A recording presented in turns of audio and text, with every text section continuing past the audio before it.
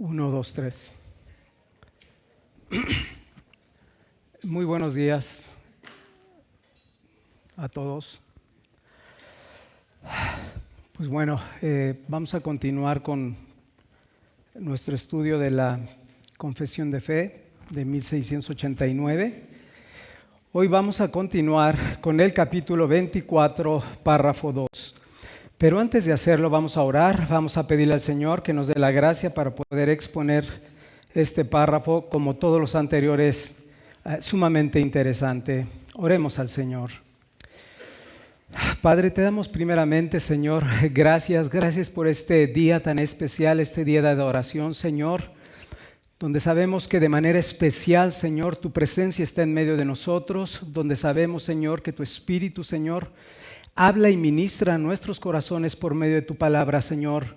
Y queremos orar, Señor, pidiendo que en este tiempo ilumine, Señor, por medio de tu palabra, Señor, nuestros corazones, ilumines nuestros caminos, Señor, para seguir creciendo en ellos, para seguir entendiendo, Señor, cuál es tu buena voluntad, agradable y perfecta en todo aquello, Señor, para lo que tú nos has llamado, conforme al propósito de tu llamado, Señor.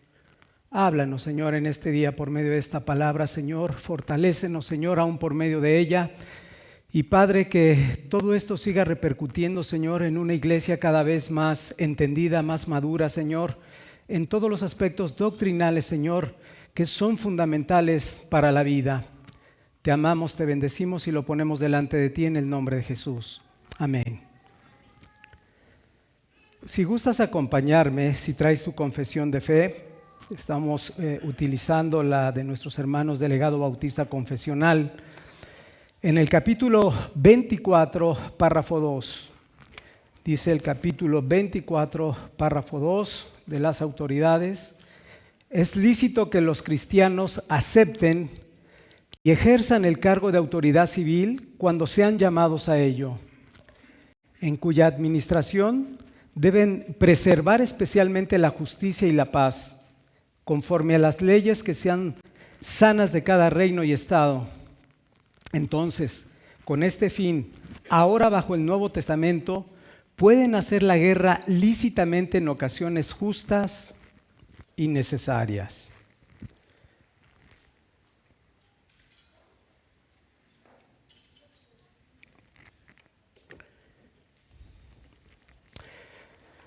Como siempre, procuramos darle algún título para que nos oriente lo que vamos a ver a lo largo de este estudio. Podemos llamar a este estudio la participación del cristiano en cargos de autoridad civil. La participación del cristiano en cargos de autoridad civil. Para ello, primero vamos a ver lo que es el contexto histórico de este párrafo. Este párrafo fue una respuesta contra ciertos grupos pacifistas, como fue el caso de los anabaptistas o inclusive de los menonitas del siglo XVI. Ambos grupos, entre otros, consideraban como algo ilícito y muy pecaminoso que los cristianos ocuparan cargos dentro de la autoridad civil, ojo, por considerarlos corruptos, mundanos, e inclusive ellos le llamaban del diablo. Esto es para darnos una visión de lo que ellos podían percibir con respecto al servicio de algún cristiano en la autoridad civil. Además de considerarlas corruptas y sin utilidad para los cristianos, estos grupos torcían también el sentido de las Escrituras para justificarse. Por un lado, decían ellos, que era una transgresión al sexto mandamiento de la ley moral de Dios, que nos manda a no matar. Por otro lado, citaban las palabras que el Señor Jesús dijo en el Sermón del Monte: oísteis que fue dicho, amarás a tu prójimo y aborrecerás a tu hermano. Pero yo os digo, amad a vuestros enemigos, bendecid a los que os maldicen, haced el bien a los que os aborrecen, y orad por los que os ultrajan y os persiguen. Mateo capítulo 5, versículo 43 y 44. Aparentemente todo esto suena muy bien. Sin embargo, la respuesta a este argumento se encuentra en la distinción bíblica que hay entre el deber particular de un individuo y el deber público de los magistrados. Recordemos algo. El Señor nos ha dicho: no os venguéis vosotros mismos, porque escrito está: mía es la venganza, dice el Señor, yo daré el pago. Ahora bien, el magistrado, con autoridad y poder de parte de Dios, juzga y por lo tanto da el pago correspondiente a los malhechores. Por lo tanto, el Sermón del Monte habla del deber particular de los individuos y no del deber público de los magistrados. Si nosotros podemos entender esta distinción, entonces podemos comprender cuál fue y cuál ha sido el error al que han estado expuestos estos grupos pacifistas. Ahora, una vez que hemos identificado la visión, una vez que hemos identificado el error teológico de estos grupos, entremos de lleno a nuestro estudio del párrafo 2. Y como lo hemos hecho comúnmente, vamos a ver primero cuál es el propósito. El propósito lo podríamos definir de la siguiente manera.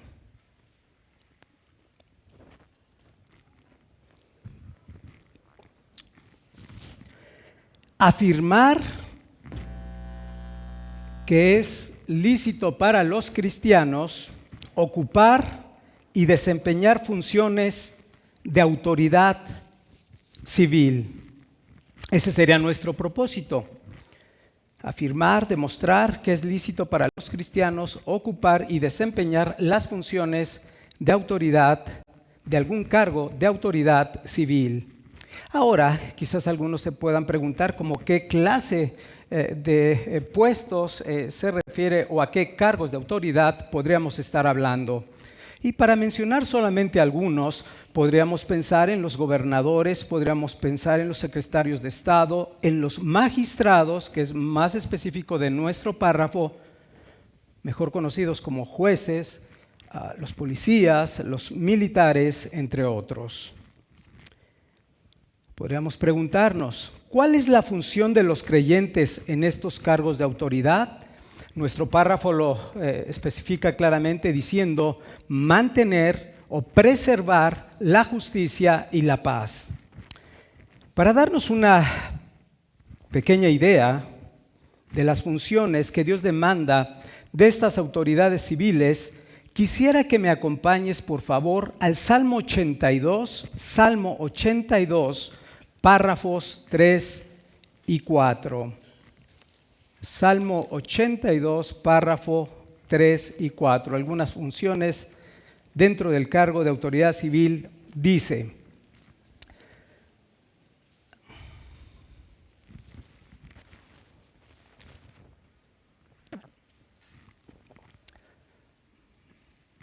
Salmo 82, versículo 3 y 4. Defended al débil y al huérfano. Haced justicia al afligido y al menesteroso. Librad al afligido y al necesitado. Libradlo de mano de los impíos.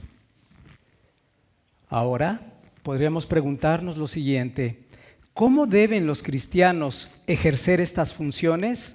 ¿Cómo deben los cristianos ejercer esta función? La respuesta sería la siguiente: de manera general, lo que debemos de buscar siempre es la gloria de Dios. Número 2, aplicar de manera específica cada principio de las Escrituras. Y 3, de acuerdo a las leyes sanas de cada país o estado. Esto sería de manera general. Aunque tendría que decir que me gusta la manera en que David, a través de segunda de Samuel, capítulo 23, versículo 3, lo dice de una manera muy concreta, la manera en que debemos de servir esta función. Cito sus palabras en segunda de Samuel 23, 3. Habrá un justo que gobierne entre los hombres, que gobierne en el temor de Dios. fundamental para poder llevar a cabo las funciones de autoridad civil. Esto, como lo hemos dicho, es de manera general. Ahora, de manera particular, encontramos en el Pentateuco diferentes instrucciones, tanto para los jueces como para los oficiales, de la manera en que deben de llevar a cabo sus funciones. Uno de los textos que creo yo que están más claros para poder mostrarnos la manera en que se deben de llevar estas funciones, lo encontramos en Deuteronomio capítulo 16, versículo 18 al 20. Si gustas acompañarme, un texto precioso para ver cuál es el alcance de las funciones de los magistrados o jueces. Deuteronomio 16, 18 al 20 dice: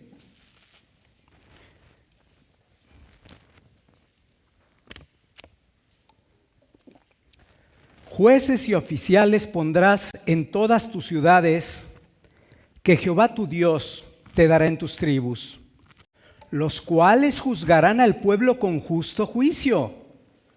No tuerzas el derecho, no hagas acepción de personas, ni tomes soborno, porque el soborno ciega los ojos de los sabios y pervierte las palabras de los justos. Y haría un énfasis en estas palabras: la justicia seguirás, para que vivas y heredes la tierra que Jehová tu Dios te da.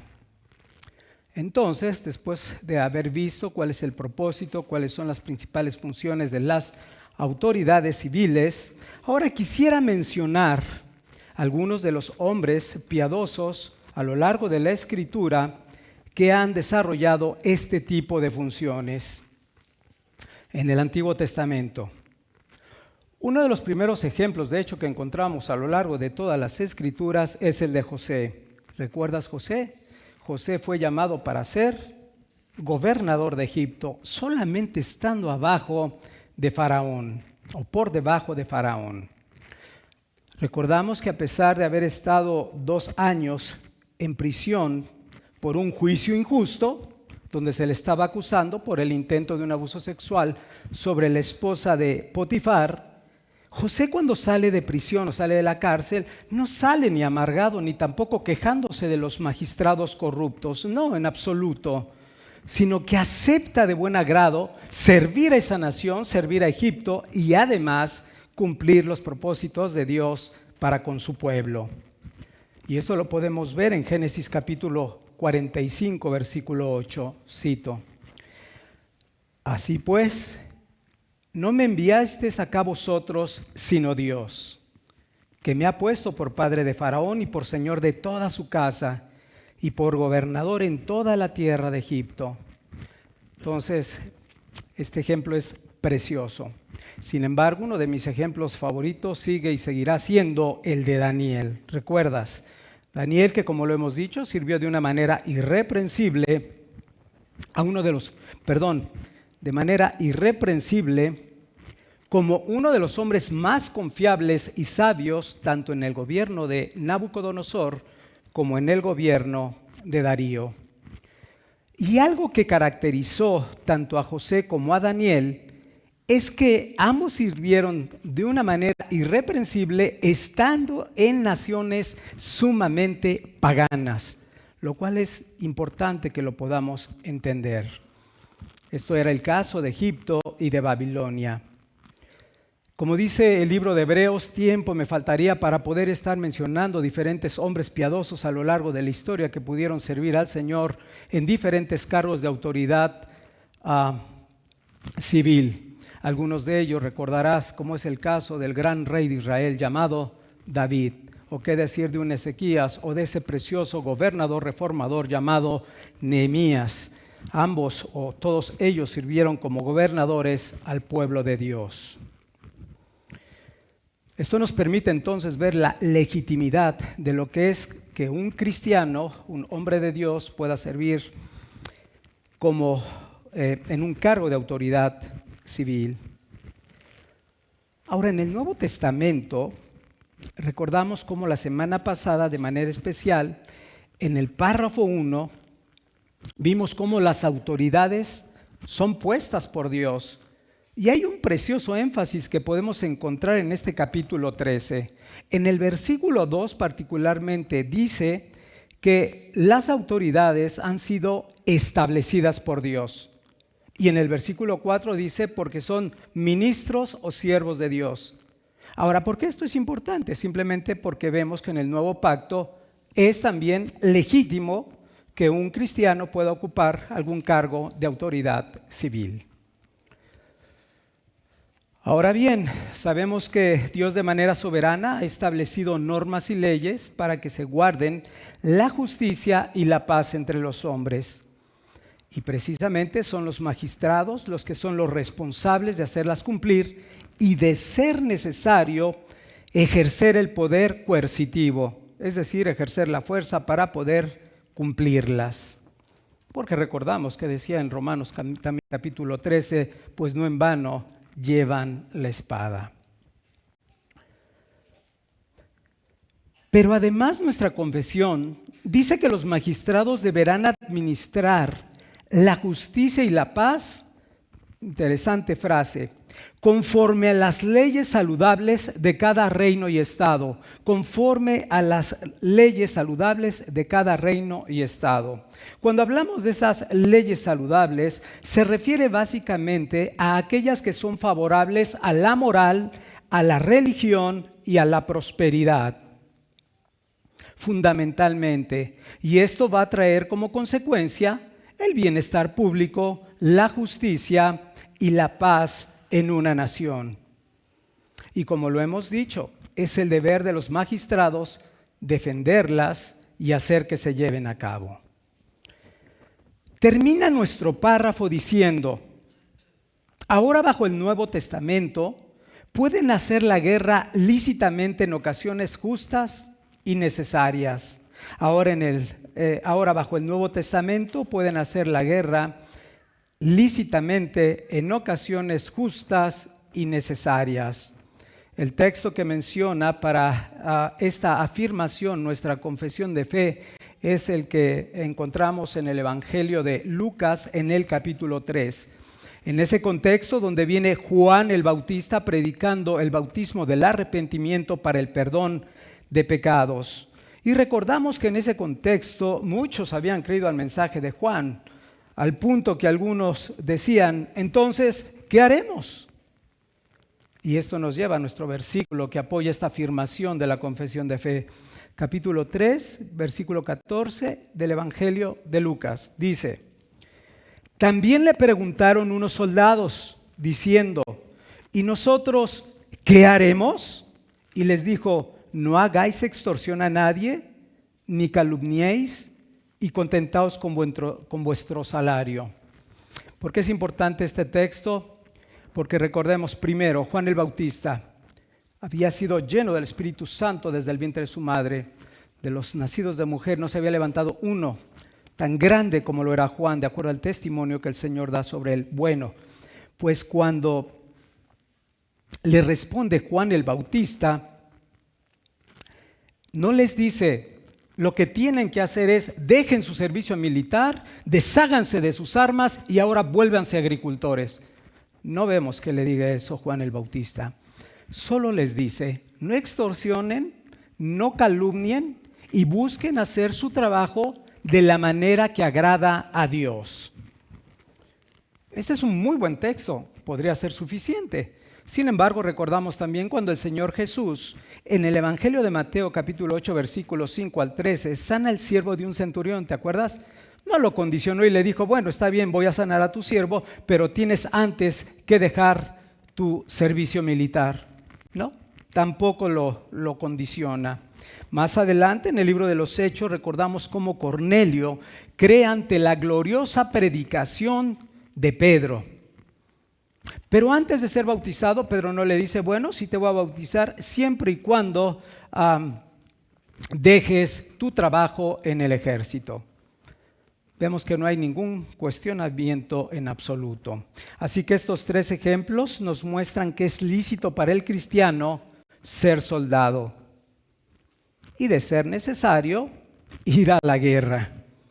Por lo anterior concluimos: si es lícito para el cristiano Hacer la guerra también lo es para el magistrado cristiano. Pero aquí podríamos hacernos una pregunta que sería justa y buena. ¿Cómo vamos a saber cuándo una guerra es justa y necesaria? ¿Cuándo o cómo vamos a saber que una guerra es justa y necesaria? Y podremos hacer esta distinción.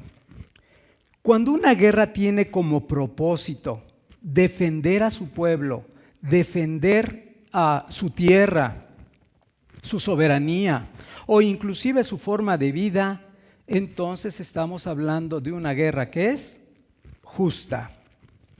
Por el contrario, ¿verdad? Bueno, antes de dar el contrario de lo que no es una guerra justa, quisiera recordar nada más un pequeño evento que encontramos en el Antiguo Testamento, en ese mismo contexto donde se están reedificando los muros de Jerusalén y el templo de Jerusalén. Cuando estaban asediando, ¿verdad? En esa restauración de la ciudad de Jerusalén, los enemigos o las naciones que estaban alrededor de Jerusalén estaban asediando continuamente a todos los que estaban edificando, entre ellos Tobías, Sanballat y Gesén el árabe. Es en ese contexto donde hay unas palabras preciosas de Nehemías, donde dice, acordaos del Señor grande y temible. Y entonces dice, pelead por vuestros hermanos, por vuestros hijos, por vuestras hijas, por vuestras mujeres y por vuestras casas. Pelead. Y bueno, que el Señor nos dé un carácter para las cosas justas y santas como Nehemías. Ahora bien, decíamos que había una distinción entre lo que es justo y lo que no es justo para hacer la guerra. Cuando se trata de una guerra cuyo objetivo sea conquistar a otra, ya sea por sus territorios, por sus riquezas o simplemente para ejercer dominio sobre ella, entonces se trata de una guerra injustificada. Así que concluimos que solamente va a ser lícito una guerra, hacer la guerra, cuando sea algo justo y necesario. Escucha estas palabras. La razón principal de la legitimidad de la guerra es la autopreservación, como dice John Edwards, y continúa diciendo, la vigente ley de la naturaleza nos obliga a guardarnos a nosotros mismos de los agravios. Nos permite hacer resistencia cuando somos invadidos y asaltados. Creo que es muy clara la definición de este hombre. Fin de la cita. Quisiera terminar con algunas aplicaciones en nuestro párrafo. En primer lugar, me gustaría animar a los creyentes a no tener temor de buscar la gloria de Dios, la justicia y la paz de las naciones y, por supuesto, del pueblo de Dios, si el Señor nos llamara a ocupar algún cargo de autoridad civil.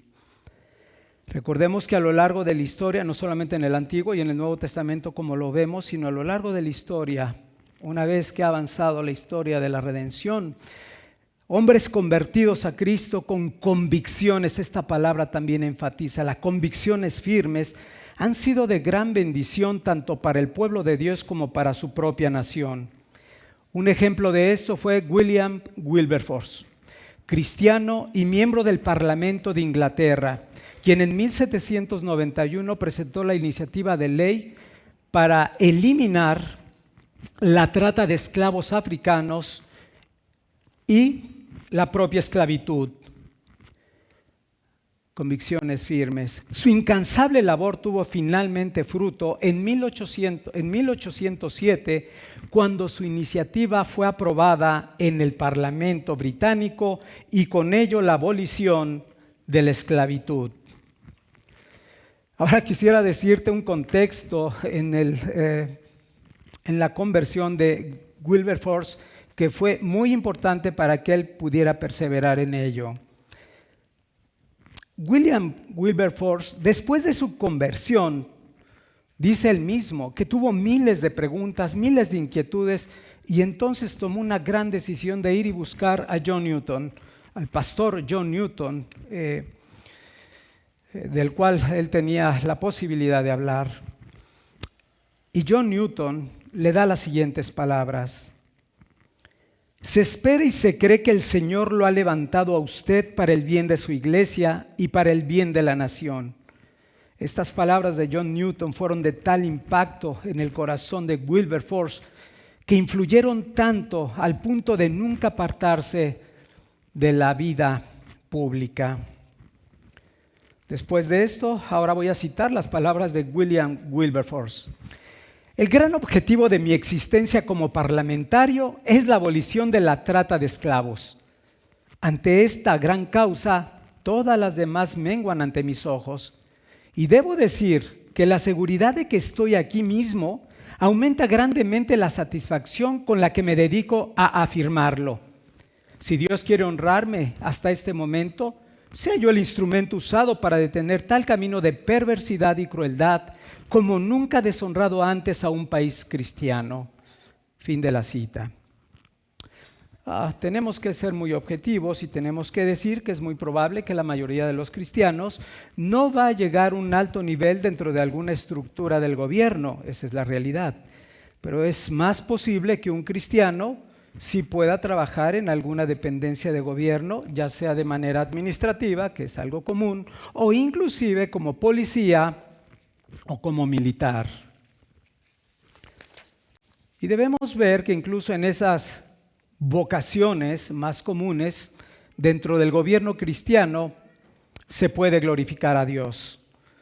El que está, por ejemplo, en un área administrativa puede mostrar gentileza y eficacia a las personas que atiende. El policía, por ejemplo, puede proteger a la ciudadanía y no participar de sobornos, etcétera. Podríamos dar muchos ejemplos, pero esto nos permite entender cómo sí podemos glorificar a Dios en algún cargo de autoridad civil. Termino con las siguientes palabras. Amados hermanos, creo firmemente que si el Señor nos ha llamado a ejercer estos servicios públicos en medio de una generación maligna y perversa, nada nuevo debajo del sol, como ha sucedido todos los tiempos, deben resonar una y otra vez las palabras de Jesús en nuestros corazones. Vosotros sois la luz y la sal de este mundo. Amén. Vamos a orar. Padre, te damos gracias, Señor, por tu palabra que es clara, Señor, y como también dice esta misma, Señor, lámpara es tu palabra a nuestros pies y lumbrera nuestro camino, Señor.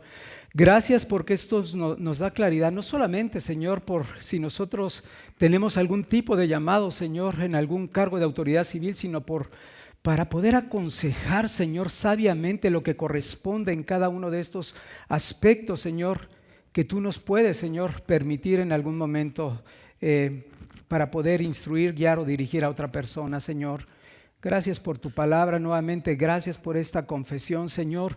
Padre, oramos, Señor, para que puedan cada vez más, Señor, tu pueblo, el pueblo de Dios, ver la importancia de profundizar en las doctrinas bíblicas, Señor, por medio de esta preciosa confesión que la resume, Señor, que nos ilumina, Señor, doctrinal y aún en nuestra piedad, Señor.